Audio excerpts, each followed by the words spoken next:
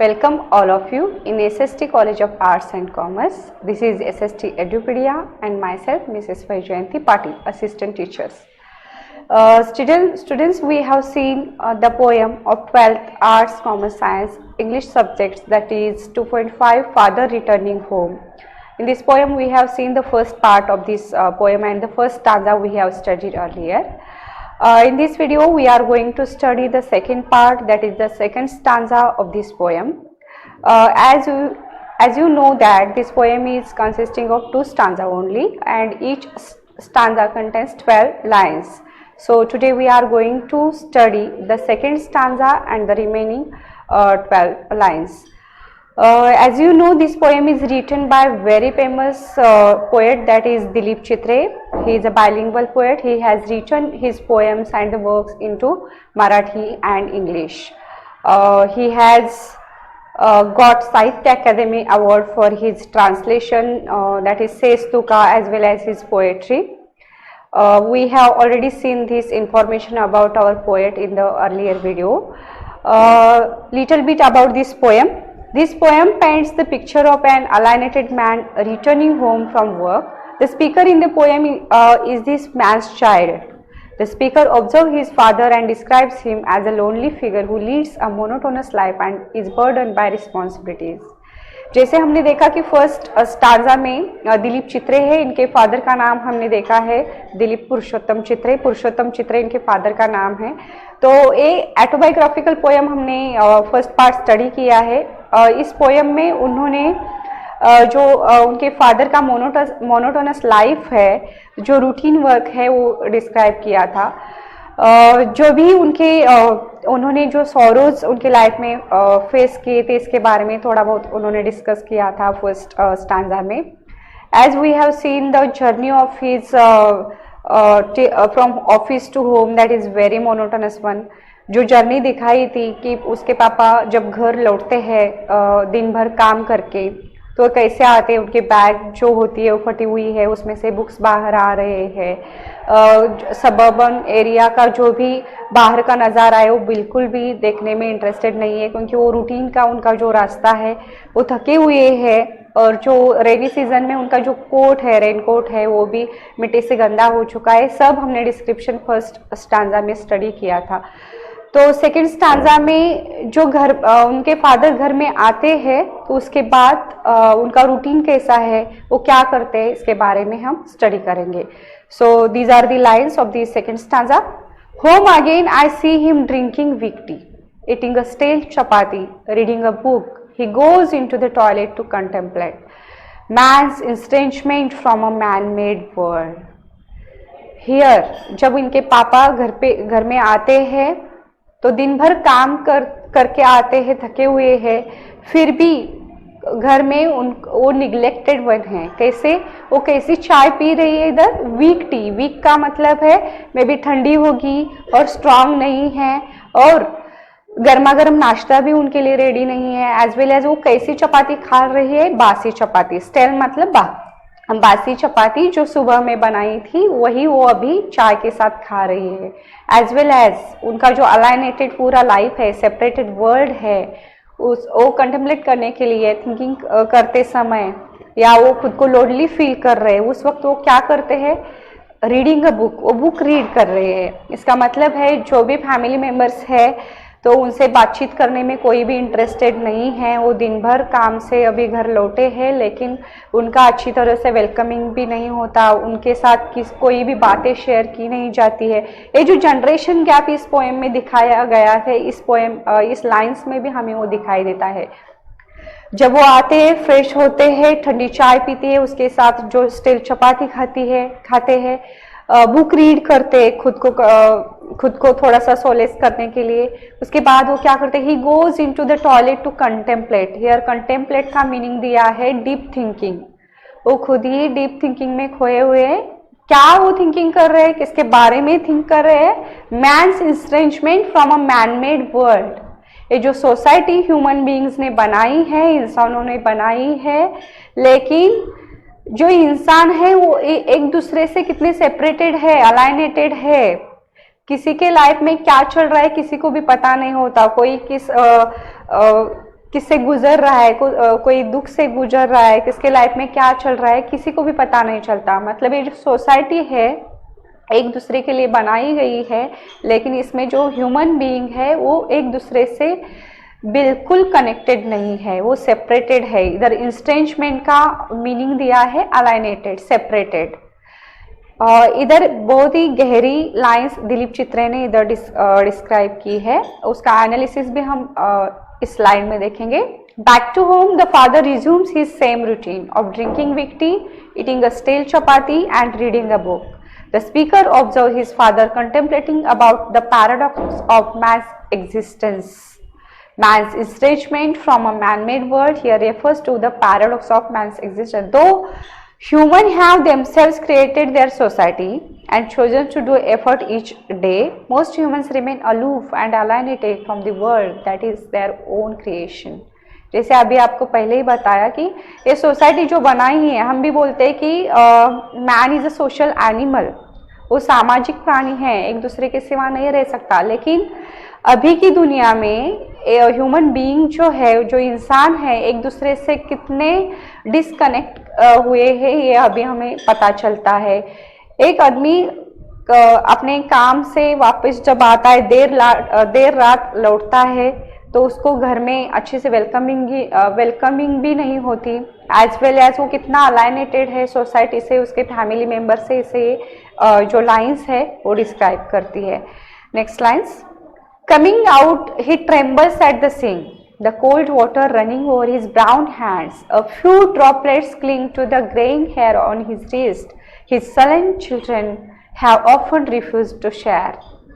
अभी वो टॉयलेट में से जब बाहर आते हैं, देखो इधर जो लाइन बताई गई थी, टॉयलेट में वो कंटेम्पलेट करते हैं, उनको जो टॉयलेट है वही उनका वो थिंकिंग का जो प्लेस है, उनका वो पूरी दुनिया उसमें ही समाई गई है, ऐसा उनको लगता है। क्योंकि कभी कभी हम हमारे जो दुख है, दर्द है, वो छिपाने के लिए हम एक आइसोलेटेड प्लेस पे जाते हैं जिधर हमें कोई भी देख नहीं पाता, ऐसी जगह हम जाते हैं और खुद के ही माइंड को हम क्या करते हैं, समझाते हैं, कंसोलेशन करते हैं। तो जब वो टॉयलेट से बाहर आते हैं, डीप थिंकिंग करते हैं, उसके बाद वो क्या करते हैं, ट्रेम्बल्स एट द सिंक के पास वो अपने हाथ धोने के लिए आए हैं। जो कोल्ड वाटर है, ठंडा पानी है, वाटर इधर क्या इंडिकेट करता है, it indicates the life. Running over is brown hands Indian colour as well as a few droplets cling to the greying hairs on his wrist. Grey hairs क्या indicate करते हैं, उनका एज। वो दिलीप चित्रे के जो फादर है पुरुषोत्तम चित्रे, अभी वो ओल्ड हो गए हैं, तो उनके ब्राउन हैंड से जो भी ड्रॉप्स है, वाटर के ड्रॉप्स है, वो बह रहे हैं। As well as his sullen children have often refused to share. Sullen का इधर मीनिंग है looking bad tempered and not wanting to speak to people. मतलब इधर जनरेशन गैप दिखाया गया है कि उसके जो चिल्ड्रंस है वो अपने पापा के साथ बातें नहीं करते, वो उनकी ही दुनिया में खोए हुए हैं। इधर पापा उनके अकेले हैं। एक मेंबर है, ये जो पापा है दिलीप चित्रे के, पुरुषोत्तम चित्रे, वो पूरे फैमिली में कमाने वाले ओनली 1 पर्सन है, फिर भी उनके साथ ये सब बिहेवियर जो होता है, वो आगे जाके जब दिलीप चित्रे हैं उनके एज के जब हो जाते हैं, तभी उनको ये पता चलता है कि उनके पापा ने किस सिचुएशन से वो गुजरे हैं, उनके साथ क्या क्या हुआ, कैसे वो निग्लेक्टेड वन थे, कैसे वो सेपरेटेड थे, अलाइनेटेड थे, इसके बारे में उनको बाद में पता चलता है। अभी खुद के ही बारे में बोल रहे कि वो कैसे थे, सलेन थे। सलेन मतलब शॉर्ट टेम्पर्ड, बैड टेम्पर्ड, जब भी उनसे बातें करने के लिए जाए तो छिड़ते थे।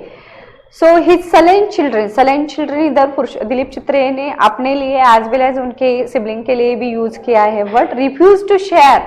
मतलब जो भी दिन भर की बातें हैं, कोई सीक्रेट्स रहेंगे या क्या हुआ था क्या नहीं हुआ था, इसके बारे में वो बिल्कुल भी अपने पापा से बात नहीं करते हैं। Here we can see the analysis also. The father comes out from the toilet and goes to wash his hands at the wash basin. The speaker observed him trembling at the sink when cold water was running down his brown hands. Trembling मतलब वो कांप रहे हैं, ठंडा पानी है, तो आपको मालूम है ओल्ड एज के जो पीपल है वो कैसे ट्रेम्बल होते हैं, उनके हाथ कैसे कांपते हैं, वो भी इधर माइन्यूटली दिलीप चित्रे इन्होंने डिस्क्राइब किया है। His trembling might be due to his old age, the coldness of the water and also the fearful thought of his isolation from the rest of the world. उनके माइंड में thoughts कैसे शुरू है कि शायद अभी वो कमाने वाले एक पर्सन होके भी उनके साथ ये बर्ताव हो रहा था, अभी बाद में जो वो रिटायर हो जाएंगे उसके बाद वो पूरे कंप्लीटली आइसोलेटेड हो जाएंगे, कंप्लीटली अकेले पड़ जाएंगे, इसके बारे में भी सोचकर मे बी वो ट्रेमलिंग हो गए होंगे। ऐसा इधर हम और एक मीनिंग भी इधर निकाल सकते हैं। A few drops of water clinging to the gray hairs on his wrist may have some greater implication.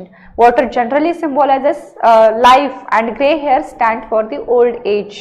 जैसे आपको पहले बताया, लाइफ क्या इंडिकेट करता है? लाइफ, जिंदापन इंडिकेट, अलाइवनेस इंडिकेट करता है, और ग्रे हेयर्स क्या इंडिकेट करते हैं? Old age.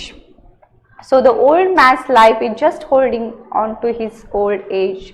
जो लाइफ है उसमें ओल्ड एज जिंदा है, लेकिन उसके लाइफ को कोई भी मीनिंग नहीं है। This life has no significance to anyone else, दूसरे के लिए भी कोई इंपॉर्टेंस नहीं है, और वो कितना आइसोलेटेड है इस लाइन में हमें पता चलता है। Next line, listening to the static on the radio, dreaming of his ancestors and grandchildrens, thinking of nomads entering a subcontinent the narrow पास। अभी आगे वो जाके क्या करते हैं? उनके साथ बातें करने के लिए कोई उनके चिल्ड्रंस नहीं है, ना फैमिली मेंबर्स है, तो क्या करते? खुद को कंटेम्पलेट करने के लिए, खुद को सोलेस करने के लिए, शांत रखने के लिए वो क्या करते हैं?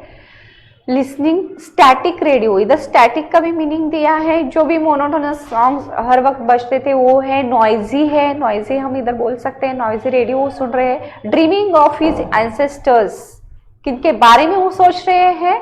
उनके एंसेस्टर्स के बारे में। एंसेस्टर्स मतलब पूर्वज, इनके बारे में, as well as grandchildren.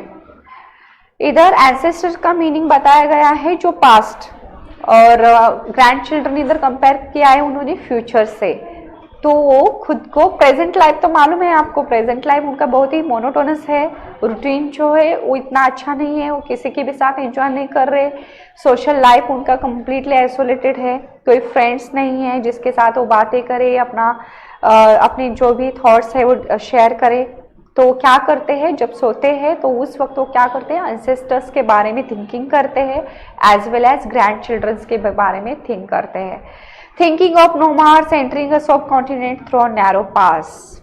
इधर नोमाड्स का मतलब है एक ऐसे लोग जो वंडरर रहते हैं, जिनका कोई भी ठाव ठिकाना नहीं होता, एक जगह वो नहीं रहते, जिधर भी उनको काम मिलता है वो काम करके फिर वो अपनी ज़िंदगी बिताते हैं। उनकी ज़रूरतें ज़्यादा नहीं होती। आपको मालूम है कि नोमाड्स जो पीपल होते हैं वो, उनका थोड़ा सा ही सामान होता है, वो हर वक्त उनके पीठ पर लेके वो इधर से उधर, उधर से इधर दूसरी जगह जाते हैं। वो उनकी लाइफ बहुत ही खूबसूरत होती है, मतलब वो जो भी उनको लाइफ में आया है वो एंजॉय करते हैं, ना कि उनकी जो जरूरत है उनको बढ़ाते हैं, फिर तो ये मेरे पास नहीं है, वो मेरे पास नहीं है, ऐसा नहीं है, बहुत खुश होते हैं। आपको भी मालूम है कि हमारी जो ओल्ड जनरेशन थी, पूरे फैमिली में कमाने वाला कोई एक पर्सन होता था, फिर भी पूरी फैमिली हैप्पी सिचुएशन में रहती थी, सब लोग बहुत हैप्पी होते थे, एक दूसरे के साथ शेयर करते थे सब बातें, फेस्टिवल्स जो होते थे वो धूमधाम से मनाते थे। लेकिन अभी ये जो जनरेशन गैप है और जो मॉडर्न सोसाइटी है, इसमें हमें पता चल रहा है कि हमारा घर तो है, लेकिन उधर हम हैप्पी नहीं है, हमारा जो मोनोटोनस लाइफ है उधर हम जीते हैं। So thinking of nomads entering a subcontinent through a narrow pass. इधर we can also read the analysis of this last stanza. Here again we can see the loneliness of father. The children are not interested about his feeling. बच्चों को किसी उनकी feelings के बारे में कोई भी परवाह नहीं है, वो बिल्कुल भी थिंकिंग नहीं करते। The father has no choice but to go bed listening to the noisy radio.